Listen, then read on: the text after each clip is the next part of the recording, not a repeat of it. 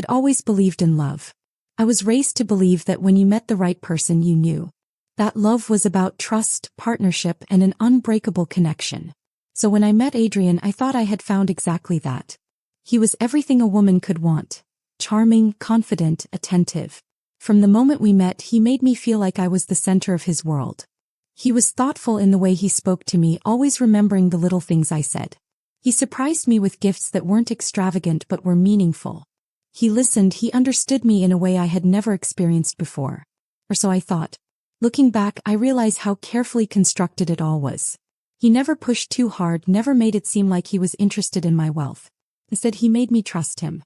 He would say things like, "I don't care about money. I just want a simple life with you." Or, "I hate how people always try to use you for your success." He was the perfect man, the kind who seemed so different from all the others who had tried to get close to me for the wrong reasons. And I fell for it. Hard. I let him in. We moved in together after a year and it felt like a dream. He was always affectionate, always making me laugh, always there when I needed him. My friends adored him. Even my family, who had always been wary of my relationships because of my fortune, welcomed him. No one saw the cracks in the illusion. Not even me. The first real red flag was subtle. He started asking small, casual questions about my finances.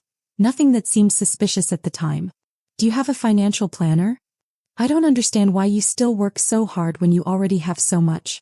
What's the point of having wealth if you don't use it to enjoy life?" It was always framed as curiosity, as concern for me. And I didn't think twice about it. Then the real manipulation began. He started planting ideas in my head. We should invest in something together. Maybe we should merge finances. It's just easier when you're building a future with someone. I hate that you stress about money so much. Let me help manage things for you. Slowly, he positioned himself closer to my wealth. He never asked for money directly. That would have been too obvious. Instead, he made me believe that sharing it with him was my idea. And I did. I trusted him. Until the night everything unraveled. I had been working late in my home office when I heard his phone vibrate on the kitchen counter. He had left it there while he was in the shower, something he normally never did. And then I saw the name flash on the screen. A message from someone named Nathan. "She bought it. I'll call you when the transfer is finalized." I froze. The transfer? But what? My stomach twisted as I stared at the screen, my heart pounding so hard I could feel it in my throat. Every instinct told me to put the phone down, to pretend I hadn't seen it. But something darker, something more primal in me needed to know the truth. I unlocked his phone. And what I found made my entire world crumble. Messages. Dozens of them. Bank account details. Discussions of investments I had never approved. Transactions set to be processed under my name, things I had never authorized. And then the final betrayal. A message from Adrian himself. "Once the money is transferred, I'm done. She'll never see it coming." I felt sick. I staggered back, my hands trembling, my breath coming too fast. This man, the man I had loved, the man I had trusted, had been playing me from the very beginning. He had never cared about me. He had been waiting for the right moment, for the perfect time to steal everything from me and walk away like I was nothing. I had been blind. I heard the shower turn off. Adrian was coming. For a brief moment I considered confronting him. Screaming at him, demanding answers, making him pay right then and there.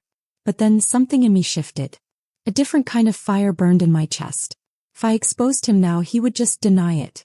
He would spin some excuse, act like it was all a misunderstanding. But if I waited, if I played the role of the fool just a little longer, I could ruin him. I locked his phone and placed it back exactly where it had been.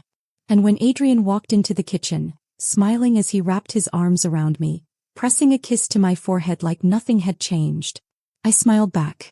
Because I was about to become his worst nightmare. I didn't sleep that night. I lay in bed next to Adrian, staring at the ceiling while his breathing remained steady, his body relaxed in the blissful ignorance of a man who thought he had won. My hands clenched into fists beneath the covers. This wasn't just betrayal. This was calculated destruction. He had spent months, years, making me trust him, weaving himself into my life so seamlessly that I had let him into every part of me. And all along he had been waiting for the moment to strike, to strip me of everything and walk away without a second thought. If I had been any other woman, maybe he would have succeeded. But Adrian had underestimated me. Because I wasn't just going to leave him. I was going to make him pay. I spent the next few days pretending everything was normal. It wasn't easy. Every time he kissed me, I wanted to push him away. Every time he smiled at me, I wanted to wipe that smug expression off his face. But I played my role perfectly. I cooked his favorite meals. I laughed at his jokes. I let him think I was still his. But behind closed doors, I was preparing for war. The first thing I did was call my lawyer. She had been handling my finances for years, and when I told her I suspected Adrian was trying to steal from me, she didn't hesitate. "We'll freeze any pending transfers immediately," she said. "But if you want to catch him in the act, we need more than just suspicion." I needed evidence. Real, undeniable proof that Adrian wasn't just a liar but a criminal. So I did something I never thought I'd do. I started investigating my own fiancé. The first thing I did was check the accounts. Adrian had been careful, he had hidden his tracks well. But he had made one fatal mistake. He had underestimated how much I paid attention. I knew my money. I knew my investments. And I knew that the transfers he had set up weren't mine. Late at night, when Adrian was asleep, I accessed the files on his laptop. At first they looked normal. Documents about stocks, a few personal emails. But then I found a hidden folder. Inside it I found everything. Emails with his so-called business partners, detailing exactly how he planned to drain my accounts. Drafts of exit strategies. Plans to leave me the moment he had what he needed. Lists of fake expenses he had created to justify the missing money. And then, the final dagger to the heart. A conversation with a woman named Sophie. Sophie, she really has no clue? Adrian, none. She thinks we're planning a future together. Poor thing. Sophie, you're so close. Just a little more time and we'll be free. Adrian, not long now. Once the last transfer goes through, I'll disappear. She'll never know what hit her. I gripped the edge of the desk so tightly my knuckles turned white. He had another woman. Of course he did. Adrian wasn't just after my money, he had never loved me. I had been nothing but a means to an end. And he thought he could just walk away? Well, he was mine to destroy now. The next morning I smiled at him over breakfast like nothing had changed. "I was thinking," I said, stirring my coffee. "Maybe we should start making some real investments together. You've always been so smart about money. I trust you." His eyes gleamed with victory. He had no idea. I was playing the long game now. And by the time I was done, Adrian wouldn't just lose my fortune. He would lose everything. Adrian thought he had won. As the days passed, I watched him with a quiet, calculating gaze. He was confident now, sure that I was still his oblivious, devoted fiancé. I let him think that. I let him believe I trusted him enough to start merging finances, investing together and handing over access to my wealth. But behind that carefully crafted mask, I was setting a trap. I had already frozen the pending transfers through my lawyer. Adrian didn't know that yet. He thought that any day now his fraudulent investments would go through, that my money would start slipping into accounts he had set up under his name. What he didn't realize was that I had already cut him off. But that wasn't enough. I didn't just want to stop him. I wanted to ruin him. Men like Adrian always had an Achilles heel. They were never as smart as they thought they were. His was Sophie. The woman he had been messaging late at night, the one who had helped him plan this. Through a bit of quiet digging I found out who she was. She wasn't just some girlfriend, she was his partner in crime. A woman he had dated years before meeting me, someone who had been with him when he was nothing. She had been part of his previous scams. Small ones, nothing as big as what he was trying to do to me. And that was his mistake. He had done this before. I hired a private investigator, someone discreet, someone experienced in uncovering financial fraud. Within a week I had a full report on Adrian's past. Fake businesses. Offshore accounts. Multiple identities. He wasn't just a liar. He was a criminal. Once I had the proof, I did what Adrian never expected. I started giving him exactly what he wanted. I was thinking, I told him one evening, curling up beside him on the couch, maybe it's time we stop waiting and just merge accounts. I mean, we're going to get married anyway, right? He tried to act surprised, but I saw the hunger in his eyes. He thought he had won. "I don't want you to feel pressured, babe," he said smoothly, tucking a strand of my hair behind my ear. "It's a big step." I smiled, playing my role perfectly. "I want this. I trust you." And just like that, Adrian started getting comfortable. He didn't question why I suddenly seemed more eager to hand over my finances. He didn't suspect why I was encouraging him to take control. He was too greedy, too sure of himself to see what was really happening. What he didn't know was that every move he made was being recorded. Every login attempt, every attempt to alter my financial records, it was all being tracked. He was stepping into a trap I had built specifically for him. A month later, everything was in place. I had the financial records, the fraudulent transactions, the offshore accounts he had tried to hide. I had proof of his entire operation. But I wasn't done. I needed one final blow. I reached out to Sophie. She didn't know who I was when I first messaged her. She thought I was just another woman Adrian had scammed, another victim. But when I sent her proof that he was also scamming her, that he had been secretly draining her accounts while planning his future with me, everything changed. She flipped instantly. Sophie wasn't loyal. She was angry. And that's when I knew I had him. Because the moment I had her on my side, she handed me everything. Every email. Every phone call. Every fake account Adrian had ever used. I had enough to bury him. And I wasn't going to do it quietly. Adrian had built his life on lies. He had played me, manipulated me, thought he had full control over my future. Now it was my turn. And I was about to make him wish he had never met me. Adrian still thought he was winning. Every day he smiled at me, kissed me, played the role of the perfect fiancé while secretly believing that soon he'd be walking away with everything I had worked for. He had no idea that every move he made was a step further into the trap I had set for him. I let him believe I was still completely in love, that I was blindly following his lead, trusting him with everything. I even pretended to be excited about our financial future together, asking him for investment advice, letting him guide me through plans he had already designed to benefit only himself. He believed he had me wrapped around his finger, and that was exactly what I needed. While he spent his days finalizing his scam, I spent mine tightening my hold around his future. The private investigator I had hired dug deeper, unearthing more than I had expected. Adrian wasn't just planning to steal from me, he had done this before. He had left a trail of women behind him, all of them with their bank accounts drained, their trust shattered. He was a professional con artist, a man who moved from one wealthy target to the next, charming his way into their lives before vanishing with everything they owned. But this time he had picked the wrong woman. I continued to gather proof.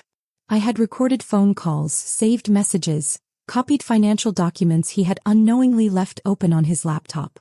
Every piece of evidence built a case so airtight he wouldn't be able to talk his way out of it. But I wasn't just going to expose him. I wanted him to feel the betrayal, the humiliation, the loss. So I played along, pretending to be the clueless, loving fiancé he thought I was. I made him believe that we were closer than ever, that I trusted him with my heart and my money. And as he got closer to the moment he thought he would succeed, I watched him let his guard down. He became cocky, careless. He started celebrating his victory before he even had it. One night, over dinner, I took his hand and looked into his eyes with a softness I didn't feel. "I don't know what I would do without you," I whispered, and I saw his smile widen. He thought he had won. He thought I was weak. But in reality I was already 3 steps ahead. The night before he planned to make the final transfers, I sent the documents to my lawyer. The next morning, Adrian would wake up to a very different reality, one where he wasn't in control anymore. But I wasn't just after legal justice. No, I wanted him to see his downfall, to understand that he had been played by the very person he thought he was manipulating. So I prepared something special.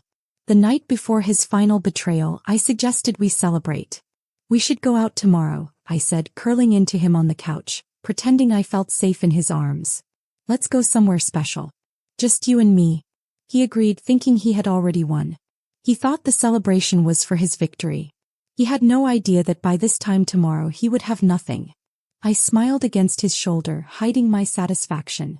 Tomorrow Adrian would learn that he had never been the one in control. I was. And by the time I was done, he wouldn't just lose my fortune, he would lose everything. Adrian woke up the next morning with no idea that everything he had planned was about to collapse. He was still confident, still playing the role of the loving fiancé, still thinking that by the end of the day he would have access to my fortune and be on his way to a life of luxury without me. I watched him over breakfast, pretending to be the same devoted woman he thought he had fooled. He didn't notice the way my hands were too steady, the way my smile held a secret he couldn't see. He was too busy mentally counting my money, too focused on his carefully laid out plan to realize he was walking straight into my trap. "Tonight, let's celebrate," I told him, reaching across the table to squeeze his hand. "Something fancy, just the two of us." He grinned, thinking I was making this easier for him. "Anything for you, babe," he said, giving me that charming smile that had once made me fall for him. I smiled back. He had no idea what was coming. By midday, the first cracks in his plan appeared.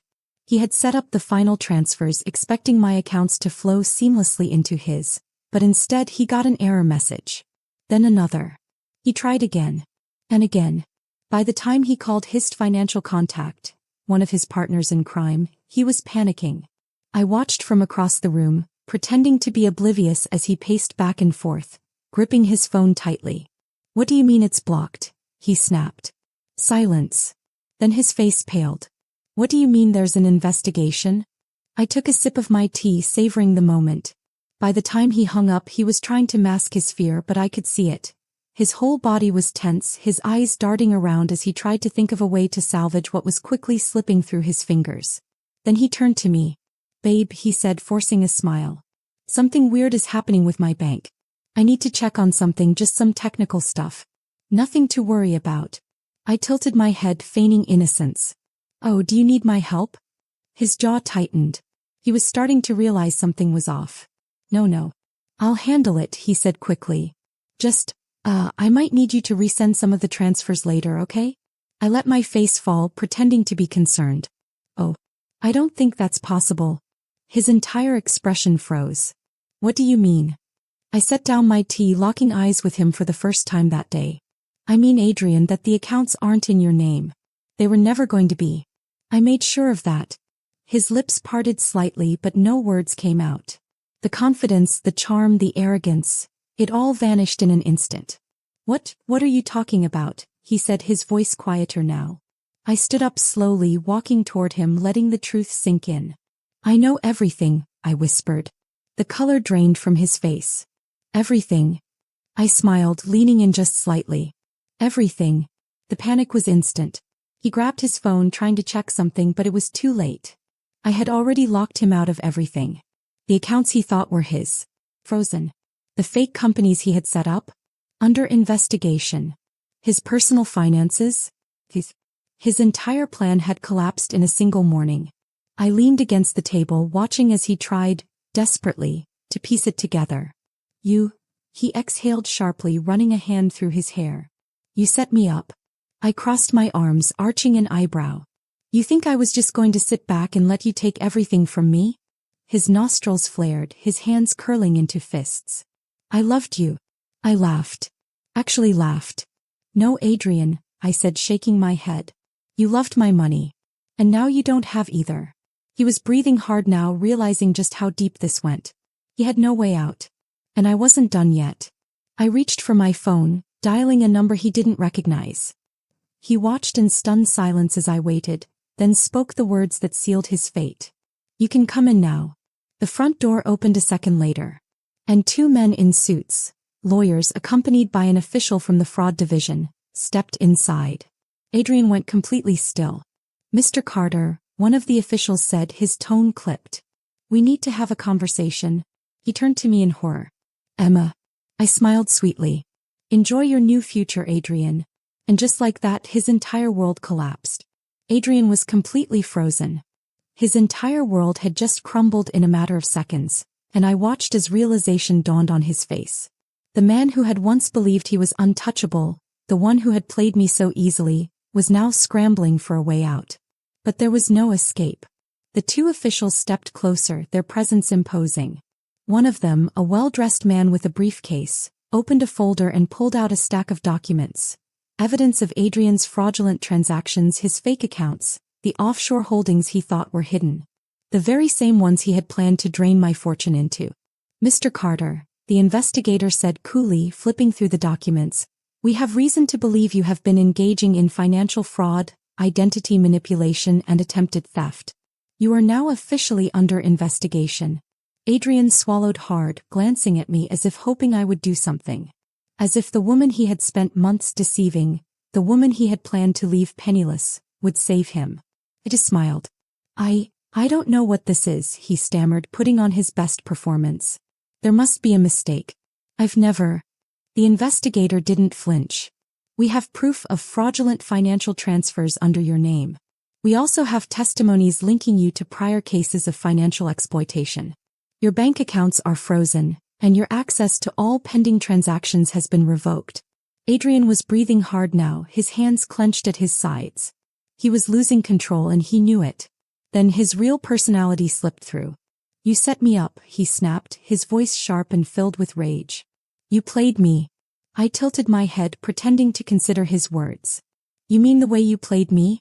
His nostrils flared. You think you're so smart, don't you? I stepped closer, my voice calm, controlled. No, Adrian. I just paid attention. Something you never thought I was capable of. The officials didn't wait for him to process the humiliation. One of them pulled out a legal notice and handed it to him. You will be required to cooperate with this investigation. Should you attempt to flee or interfere in any way, further legal action will be taken against you. Adrian barely looked at the paper. His mind was already racing, calculating, trying to figure out his next move. But I wasn't done yet. Before you start thinking about how you can escape this, I said softly, stepping even closer, I should let you know that I wasn't the only one you scammed. For the first time, real fear flashed in his eyes. I smiled. Sophie told me everything. His entire body went rigid. You see, Adrian, I continued, you should have been more careful. When you betray multiple people at the same time, eventually one of them is bound to betray you. His breathing was erratic now, panic settling deep into his bones. She gave me everything, I whispered. Every transaction. Every deal. Every lie. I watched as he put the pieces together, his face contorting in fury. Sophie had turned on him. I had turned on him. The walls were closing in. You think you're going to get away with this? He growled. I leaned in just slightly, lowering my voice. I already have. His jaw clenched so tightly I thought his teeth might break. But there was nothing he could do. His fate was sealed. The officials gave him one last warning before leaving, reminding him that they would be in touch. I held the door open, watching as he stood there, his entire world crashing down around him. And then, finally, the moment I had been waiting for. The desperation. Emma, he breathed, his voice lower now, his anger replaced with something else. We can fix this. I blinked, almost amused. Fix this. I repeated. You tried to rob me, Adrian. You were planning to take everything I had and leave me with nothing. And now you think I'll help you? His face fell. I smiled. You really thought you were smarter than me, didn't you? Silence. For the first time, Adrian had nothing to say. I stepped back, crossing my arms. Get out. He hesitated, like he still thought there was a way out of this. Like if he just said the right thing, I would suddenly forget everything. But I wasn't the woman he had fooled before. Get out, I repeated, my voice calm but firm. And this time he listened. I watched as he walked out of my house, out of my life, his shoulders tense with the weight of everything he had lost. Adrian had come into my life believing he could take everything from me. But in the end, I had taken everything from him.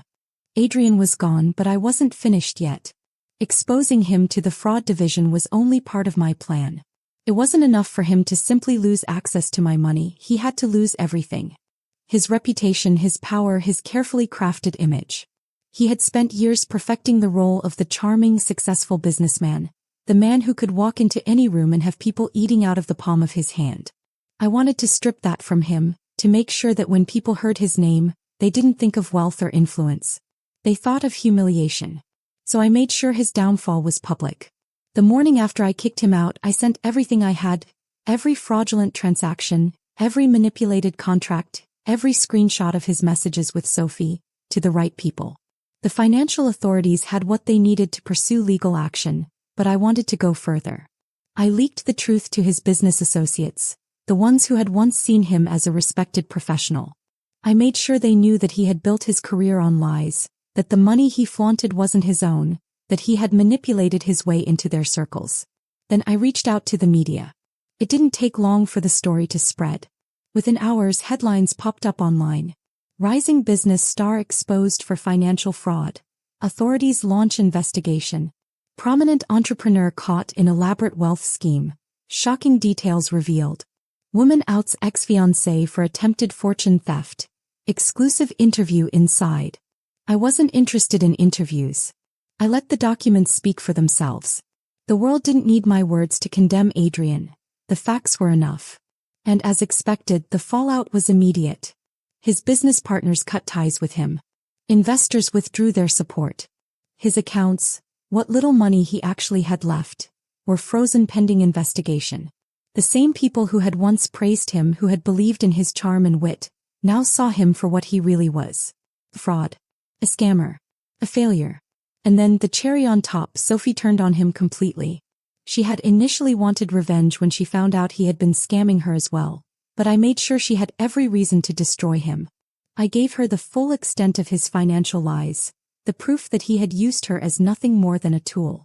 And she used it to ensure that every legal door closed around him. Adrian was officially ruined. And when he finally reached out to me, one last desperate attempt to save himself, I let him talk. Emma, please, he begged over the phone, his voice raw, broken. You don't have to do this. I get it, okay? I hurt you. I was stupid. But you're better than this. I smiled, twirling my wine glass in my hand as I sat in my penthouse, untouched by the chaos he had created for himself. No, Adrian, I said calmly. I'm exactly the woman you made me into. Silence. Then a shaky breath. I lost everything. I leaned back against my couch, staring out at the city skyline, feeling nothing but satisfaction. I know, I said. And that's the best part. I ended the call. Adrian had spent years pretending to be someone he wasn't. He had convinced himself he could manipulate his way into wealth, that he could take from others and walk away untouched. But he had played the wrong game with the wrong woman. And now he had nothing left. On the other hand, I was just getting started. Adrian was drowning and I was already 3 steps ahead. He had lost everything, his career, his connections, his stolen finances. The world that once admired him now saw him for what he truly was. And yet, even as his downfall unfolded in real time, he still tried to fight back. I expected nothing less. Men like Adrian don't accept defeat easily. They claw, they manipulate, they scramble for any scrap of power they can hold on to. But the difference now was that he had nothing left to bargain with. He tried calling mutual friends, people who had once believed in his success. But they wanted nothing to do with him. No one wants to be associated with a sinking ship. He reached out to investors, the ones he had charmed into funding his fake empire. But their lawyers had already advised them to cut all ties. Even Sophie, the woman who had once planned a future with him, had turned him into the authorities faster than he could react. With every door closing, he turned back to me. First it was the emails. Emma, let's talk. Just you and me. We don't have to let it end like this. I get it, okay? You wanted revenge. You won. But I need to fix this. I just need time. You're not as cold as you're pretending to be. I know you, Emma. You still love me. That one made me laugh. Then when I didn't respond, he tried guilt. Everything is gone. My career. My future. I can't even walk outside without people recognizing me from those damn articles. Is this really what you wanted? Yes, Adrian. It absolutely was. But the real desperation came when he showed up in person. I had expected it. When a man like Adrian loses control, his last instinct is always to confront the one who took it from him. I was at my favorite cafe when it happened, enjoying a quiet afternoon, a life free from his presence, when I felt him before I even saw him. The tense, charged energy of someone with nothing to lose.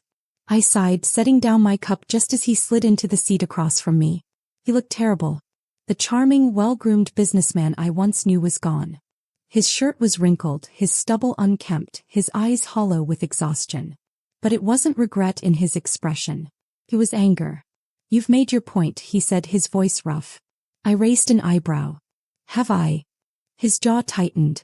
You don't have to keep this going. You won. I leaned back, crossing my arms. Did I? Because you're still sitting in front of me, Adrian. Which means you still think you have something left.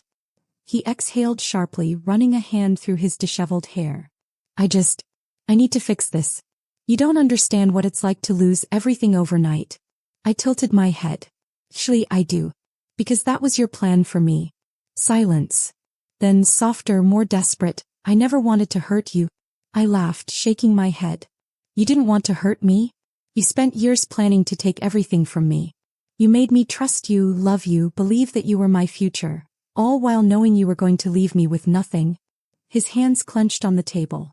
I thought, no, Adrian. He didn't think. That's the problem. I leaned in, my voice cold. You saw me as just another stupid woman you could play. You thought I wouldn't notice, that I'd be too blinded by love to see you for what you really are. His breathing was uneven now. Emma, please. I stared at him for a long moment. Then finally I stood. You thought you were playing me, I said quietly.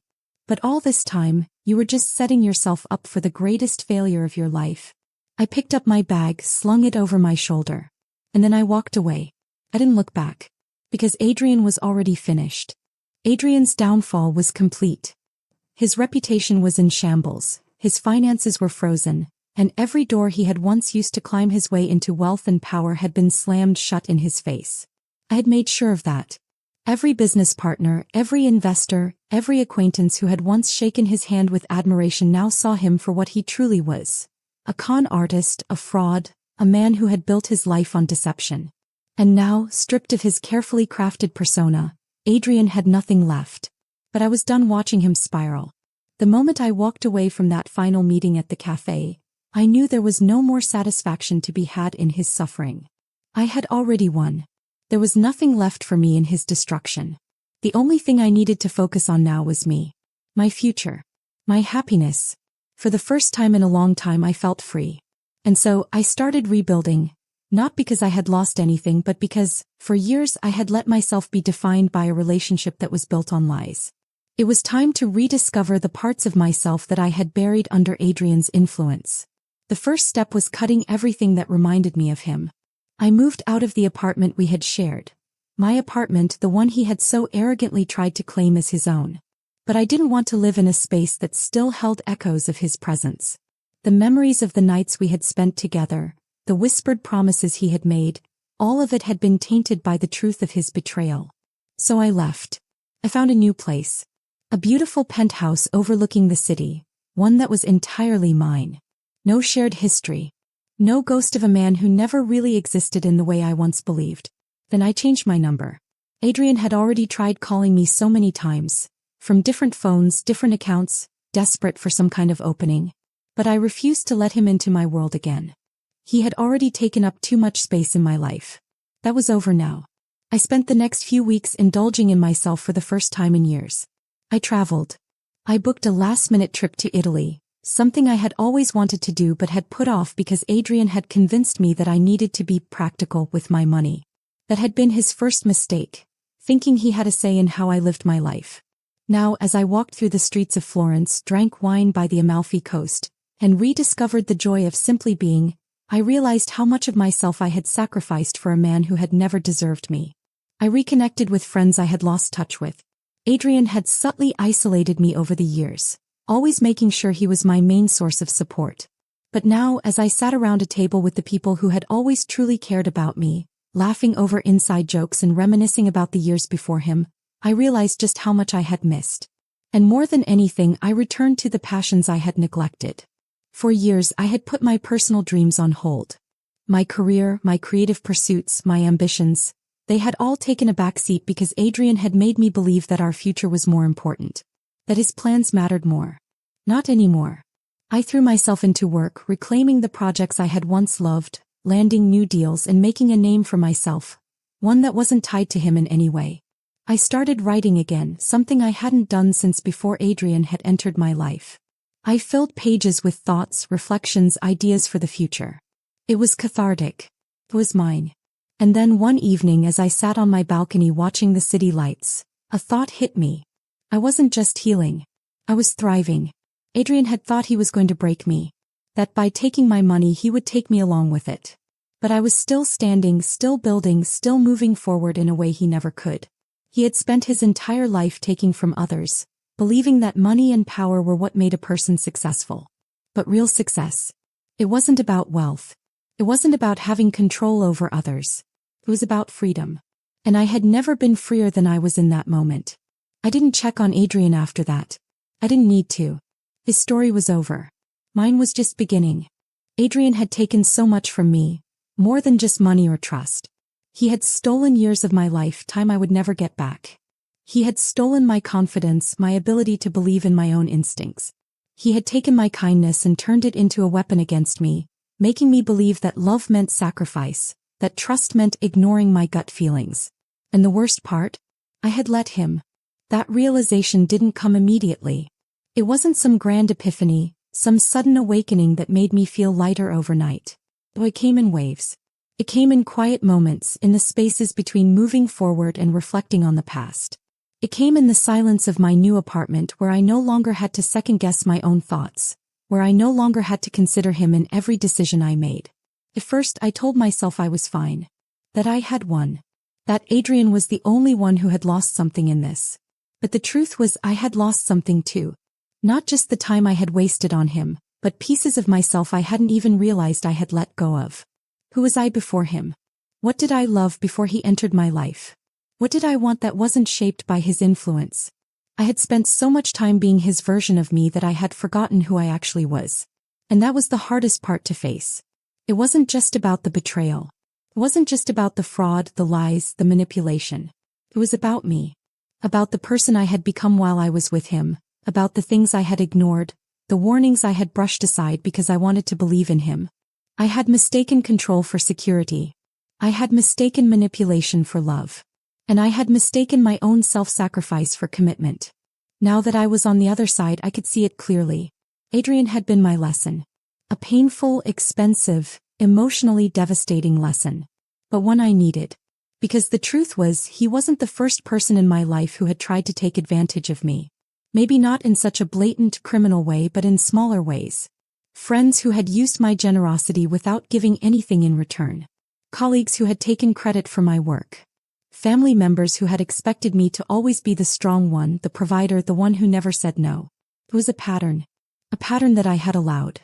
I had convinced myself that my worth was tied to what I could give to others. That if I was kind enough, patient enough, loving enough, people would see my value and appreciate me for who I was. But people like Adrian, they don't see kindness as something to cherish. They see it as something to exploit. And I was done letting that happen. For the first time in my life, I started setting boundaries.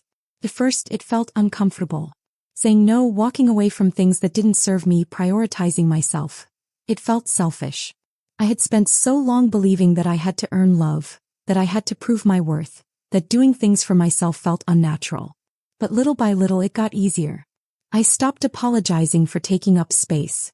I stopped explaining myself to people who didn't deserve an explanation. I stopped shrinking. And in the process I found something I hadn't realized I had lost. Joy. Not just the fleeting kind that comes from distractions or temporary pleasures, but real, deep joy. The kind that settles in your bones, that makes you feel safe in your own skin again. I started waking up excited for my days, not just existing but living. I traveled, but not to escape, to explore.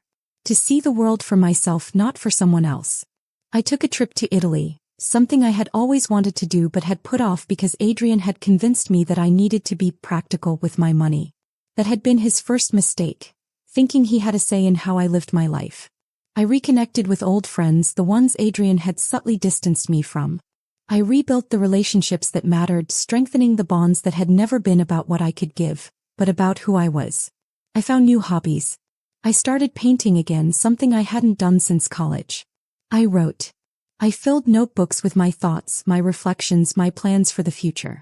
Not because I had to, not because I was working toward some goal, just because I wanted to. And most importantly, I trusted myself again. Because the biggest betrayal hadn't been Adrian's. It had been mine. Betraying my own instincts, my own needs, for the sake of someone who never deserved me in the first place. Ignoring the warning signs. Making myself smaller to fit into his world instead of realizing that his world was never big enough for me to begin with. That was over now. Adrian was gone. And for the first time in my life I felt truly, completely free. After Adrian, I wasn't looking for love. I wasn't interested in romance, in trust, in giving my heart to another person who could so easily destroy it. Love had become something tainted in my mind. Something used, manipulated, turned into a tool for control. It wasn't beautiful. It wasn't real. It was just a game people played when they wanted something. Or at least that's what I told myself. 4 months after Adrian's downfall, I focused on myself. I traveled, I worked, I built a life that was entirely my own. And for the first time in years, I wasn't waiting for validation from someone else. I didn't need approval. I didn't need a partner. I was enough on my own. But life has a way of surprising you when you least expect it. I met Ryan in the most ordinary way, standing in line at a bookstore cafe waiting for my usual cappuccino. It had been raining that day, the kind of soft, steady drizzle that made the city feel quieter, slower. I had been flipping through a novel while waiting for my drink when a voice beside me spoke. "That's a great book." I turned, expecting some cliché pickup line, another charming stranger who thought a single sentence could earn him my time. But when I looked up, the man beside me wasn't trying to impress me. He was just smiling, casual but genuine, as if he had only spoken because he truly meant it. His name was Ryan. He had dark, tousled hair, warm brown eyes, and a quiet confidence that didn't demand attention but held it. There was something different about him. Something calm, something steady. He wasn't flashy. He wasn't performing. He wasn't trying to convince me of anything. He was just there. And I liked that. We talked for a few minutes while we waited for our drinks. It was easy. No forced charm, no lingering questions about what I did or how much I made. Just a natural conversation about books, about the rain, about how we both secretly loved the city more when it was quiet like this. When our drinks were ready, I expected that to be the end of it.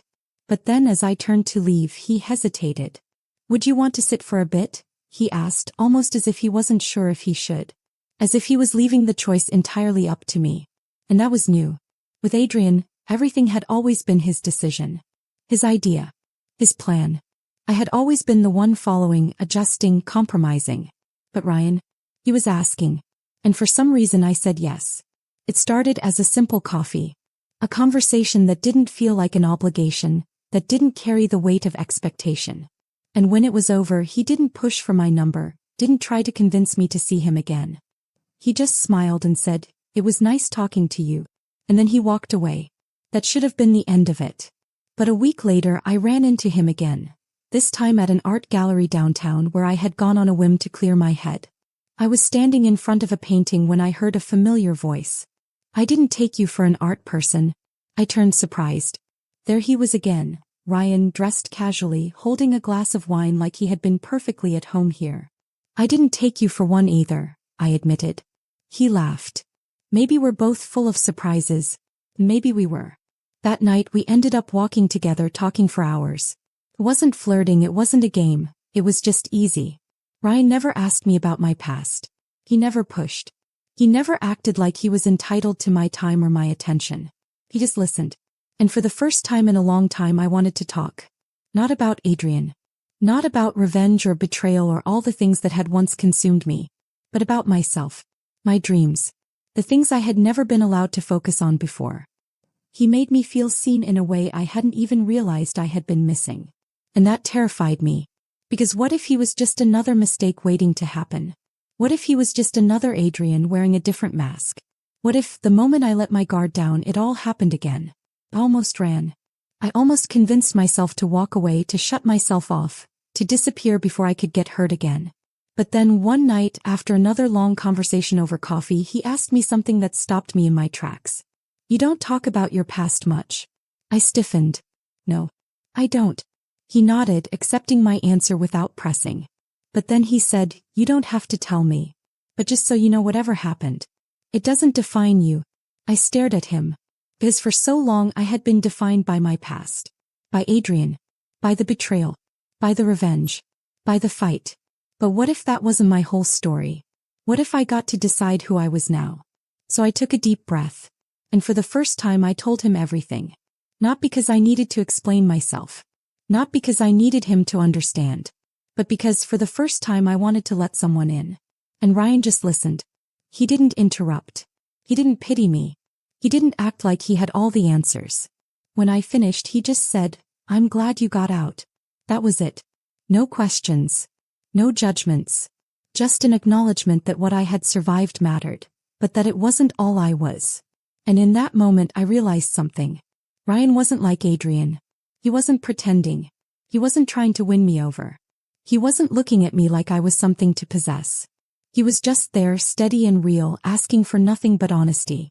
And maybe, just maybe, I was finally ready to believe that love could be something more than what I had known before. Maybe love wasn't about proving yourself, Maybe it wasn't about losing yourself to someone else. Maybe love, real love, was simply about being seen. And for the first time I wasn't afraid to be seen. I had imagined closure so many times.